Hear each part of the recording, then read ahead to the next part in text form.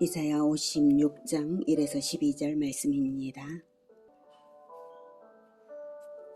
56장. 여호와께서 이와 같이 말씀하시기를 너희는 정의를 지키며 의를 행하라. 이는 나의 구원이 가까이 왔고 나의 공의가 나타날 것임이라 하셨도다. 안식일을 지켜 더럽히지 아니하며 그의 손을 금하여 모든 악을 행하지 아니하여야 하나니 이와 같이 하는 사람, 이와 같이 굳게 잡는 사람은 복이 있느니라. 여호와께 연합한 이방인은 말하기를 여호와께서 나를 그의 백성 중에서 반드시 갈라내시리라 하지 말며 고자도 말하기를 나는 마른 나무라 하지 말라.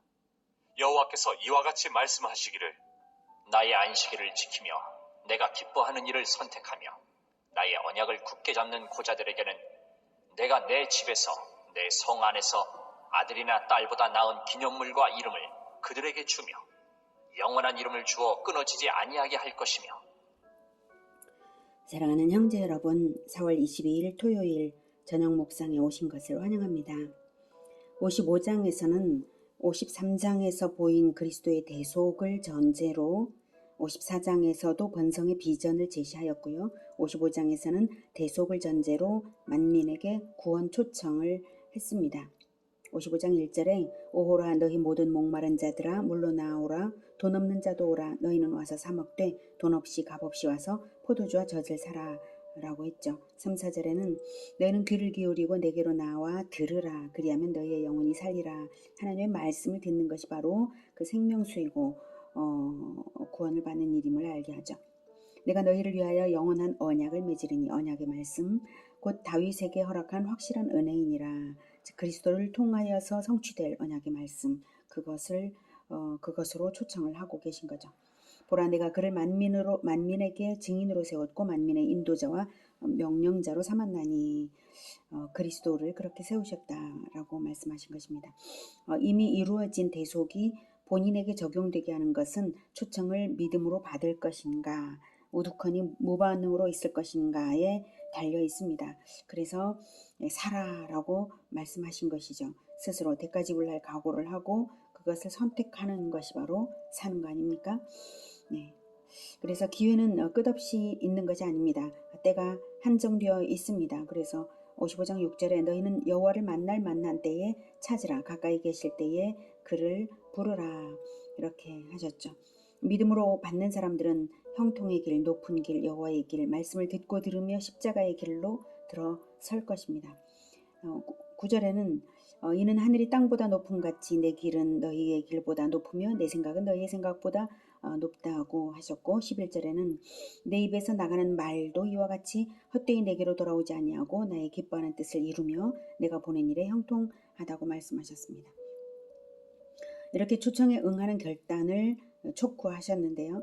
이제 56장에서는 그 초청 대상이 혈통이나 신분이나 어떤 조건에 달린 것이 아니라 여호와께 연합하면 된다고 하십니다. 1절 여호와께서 이와 같이 말씀하시기를 너희는 정의를 지키며 의를 행하라. 이는 나의 구원이 가까이 왔고 나의 공의가 나타날 것임이라 하셨도다. 네, 하나님의 공의 즉 그리스도의 통치가 곧 나타날 것인데 그때가 되면 혈통으로 구원이 되는 것이 아니라 종교 행위로 구원이 되는 것도 아니라 정의를 지키며 의를 행하는 것으로서 그 혈통과 예배 행위가 그리스도의 것이라고 검증되는 것입니다. 공의의 왕 그리스도의 것과 같은가 다른가 그것을 검증하는 것은 정의를 지키며 의를 행하는 것으로서 검증이 되는 것이죠. 그래서 그리스도의 통치 때에는 모든 백성이 정의를 지키며 의를 행하게 될 것입니다. 그러니 정의를 지키며 의를 행하라 하신 것입니다. 2절 안식일을 지켜 더럽히지 아니하며 그의 손을 금하여 모든 악을 행하지 아니하여야 하나니 이와 같이 하는 사람 이와 같이 굳게 잡는 사람은 복이 있느니라. 예.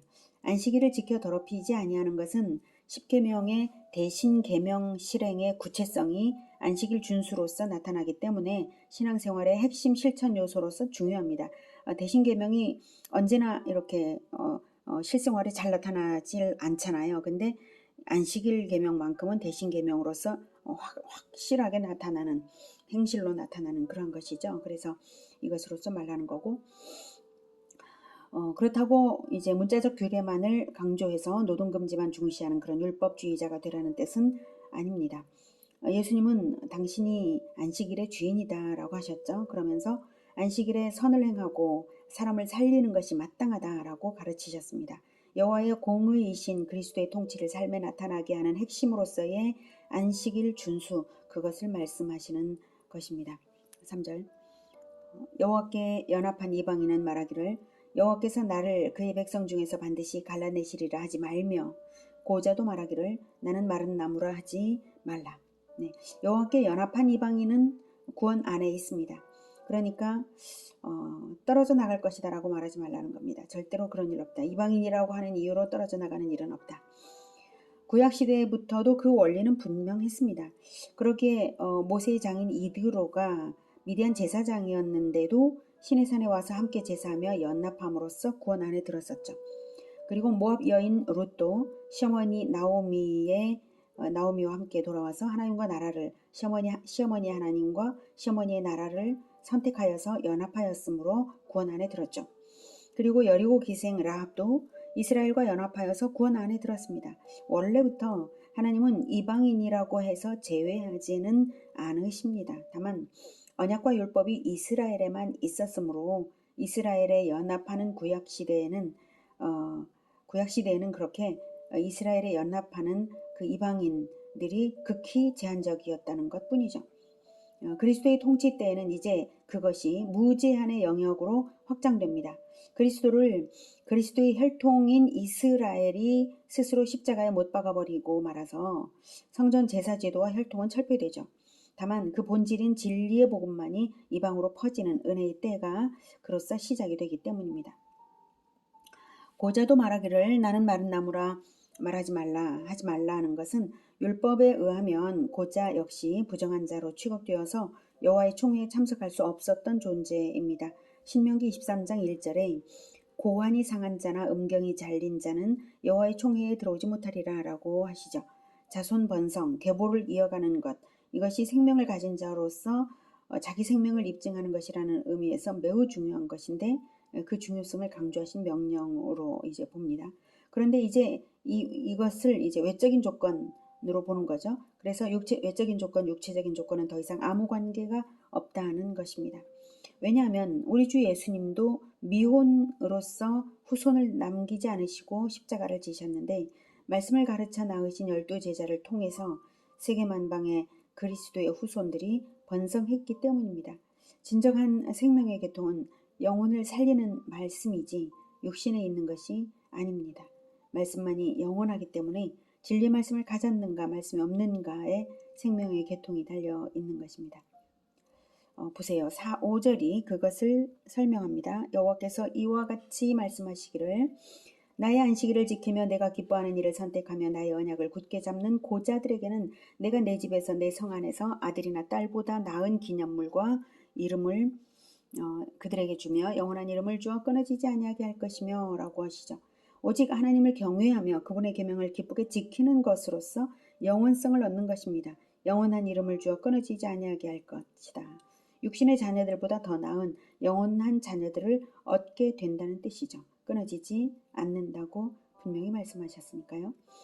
자, 6절부터는 이제 다시 이방인에 대한 구원을 말씀하십니다. 또 여호와와 연합하여 그를 섬기며 여호와의 이름을 사랑하며 그의 종이 되며 안식일을 지켜 더럽히지 아니하며 나의 언약을 굳게 지키는 이방인마다 내가 곧 그들을 나의 성산으로 인도하여 기도하는 내 집에서 그들을 기쁘게 할 것이며 그들의 번제와 희생을 나의 제단에서 기꺼이 받게 되리니 이는 내 집은 만민이 기도하는 집이라 일컬음이 될 것입니다. 이스라엘의 쫓겨난 자를 모으시는 주 여호와가 말하노니 내가 이미 모은 백성 외에 또 모아 그에게 속하게 하리라 하셨느니라. 네, 그에게 속하게, 그리스도에게 속하게 하리라 하신 것이고요. 8절부터 먼저 보면 이미 모은 백성 외에 또 모아, 이 말은 바벨론 포로 귀환 자들을 비롯한 디아스포라들을 모으고 그 다음 이방인들을 또 모아 그리스도에게 속하게 하겠다 이 말씀입니다. 선민 이스라엘의 회복과 이방인의 접붙임을 이루실 것을 말씀하신 것입니다. 바벨론 포로 귀환으로서 1차적으로 부분적 성취가 된 거고요. 오순절 성령 강림 사건을 기점으로 폭발적인 부흥이 일어났죠. 그래서 이방인 선교가 시작되어서 오늘날까지 이 말씀대로 성취가 되고 있는 것을 우리가 보고 있습니다. 그러므로 6, 7절은 그렇게 이루실 하나님의 사역의 결과 이방인들이 하나님을 섬기는 제사장적 존재들이 될 것을 말씀하신 것입니다. 6절 또 여호와와 연합하여 그를 섬기며 여호와의 이름을 사랑하며 그의 종이 되며 자발적으로 예수 제자가 되는 이방인들을 말하고요. 7절 그들의 번제와 희생을 나의 제단에서 기꺼이 받게 되리니 이는 내 집은 만민이 기도하는 집이라 일컬음이 될 것임이라. 문자적으로 이방인들이 성전 제사를 행한다는 것을 뜻하지는 않습니다. 선민과 이방인 간의 차이를 두지 않고 하나님이 그들의 예배를 다 받으시겠다는 뜻이죠. 이 언약은 예수님이 십자가에서 운명하실 때에 성소의 휘장을 하나님께서 찢으셨죠. 그로써 성전 제사 제도를 철폐하시고 이 언약을 성취하셨습니다. 제사 제도가 폐지되고 영과 진리로 진정하게 드려지는 예배를 어디서든지 받으시는 성령 시대의 시작과 함께 이 예언이 성취된 것입니다. 자, 이렇게 이방인에 대한 하나님의 구원 사역이 율법의 문자적 규정도 아니요, 혈통도 아니요, 행실의 열매로 나타나는 그리스도와의 연합임을 볼 때에 선민 이스라엘이 어떠해야 하겠습니까? 이방인의 구원에 비추어 보니 선민 이스라엘이 자랑할 것이 아무것도 없고 더욱 철저히 회개해야 할 것밖에 없죠. 그래서 이제 죄 문제를 해결하지 않는 선민 이스라엘을 꾸짖습니다. 9절 들의 모든 짐승들아, 숲 가운데의 모든 짐승들아 와서 먹으라. 이스라엘의 파수꾼들은 맹인이요 다 무지하며 벙어리 개들이라 짖지 못하며 다 꿈꾸는 자들이요 누워있는 자들이요 잠자기를 좋아하는 자들이니 이 개들은 탐욕이 심하여 족한 줄을 알지 못하는 자들이요 그들은 몰지각한 목자들이라 다 제 길로 돌아가며 사람마다 자기 이익만 추구하며 오라 내가 포도주를 가져오리라 우리가 독주를 잔뜩 마시자 내일도 오늘같이 크게 넘치리라 하느니라. 네, 정말 신랄하죠. 남유다의 지도자들이 얼마나 무지하고 나태하고 방탕한지를 개에 비유하고 있습니다. 그래서 들짐승들을 불러 먹게 하겠다고 하십니다. 바벨론의 침공을 당해서 학살된 시체들의 문자적으로도 이루어질 일이고 바벨론의 침공 자체를 들짐승들이 와서 먹도록 명령하는 그러한 비유입니다. 이스라엘의 파수꾼들은 맹인이요 10절에 맹인이요 다 무지하며 벙어리 개들이라. 이스라엘의 지도자들 때문에 파수꾼들이라고 했어요. 그래서 이 지도자들 때문에 결국은 멸망이 초래됨을 알게 합니다. 몰지각하고 이기적이고 탐욕스럽고 진리를 배우지도 않고 시대를 분별하지도 못하므로 위험이 닥쳐도 짖을 줄 모르는 개나 마찬가지인 거죠. 개는 짖을 줄 알아요. 근데 이 사람들은 짖을 줄 모르는 거예요.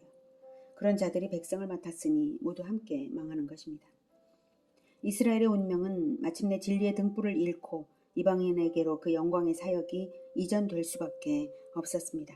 하나님의 진리는 누구에게나 동일하게 적용됩니다.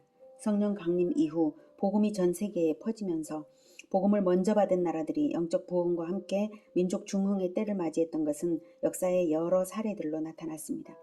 그러나 그 나라들이 이제는 과거 유대인들처럼 나태하고 변질되어서 진리의 등불 역할을 못하고 있는 것도 우리는 보고 있습니다. 우리나라의 교회는 어떠한가요? 우리 자신 겸손히 우리의 현 주소를 객관화해서 하나님 앞에 참된 회개의 열매를 맺으며 깨어 있어야 할 것입니다. 공의의 그리스도와 연합되는 열매가 있는가? 이것만 중요할 뿐입니다. 그리스도와 연합되어 있다면 자기 공동체의 파수꾼 역할을 하고 있을 것이 분명하고 공동체의 파수꾼으로 서 있지 않다면 그리스도와 정말로 연합되었는지를 의심해 보아야 할 것입니다. 자신의 계보가 영향력 강한 교단이든지 이었든지 몇 대째 믿는 가문이든지 명문가이든지 그런 것은 하나도 중요하지가 않습니다.